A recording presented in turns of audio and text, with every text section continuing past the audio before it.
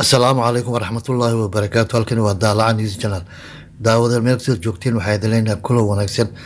xubinteena dhacdooyinka la yaabka waxaan ku soo qaadanaynaa madaxyo lafo iyo rujir aadan oo la helay. in ka badan 40 madaxyo qalfoof ah 10 lafo iyo rujir ayaa laga helay dalka Mexico. booliska dalkaasi waxay sheegeen in lafahaasi laga helay bartamaha deegaanka Tibeto iyadoo la soo xiray 32 qof oo la xiriirinayo falkaasi. garsoore gacanta ku hay kiiskaasi wuxuu amray in la sii daayo 20 ka mid ah eedeysanayaashaasi. kooxaha ficiltamay daroogada ka ganacsiga dalkaasi ayaa la tuhunsan yahay inay ka dambeeyeen dhacdadaasi lagu soo bandhigay qalfoofta madaxyada iyo lafaha aadanaha. sawirro lagu soo bandhigay xafiiska xiriirlinta ee caasimadda dalkaasi Mexico City ayaa waxaa la soo dhigay ka mid ah madaxyo qalfoof noqday, gacmo, lugo, uur ku jir, dad la dilay iyo ari geeskiisa.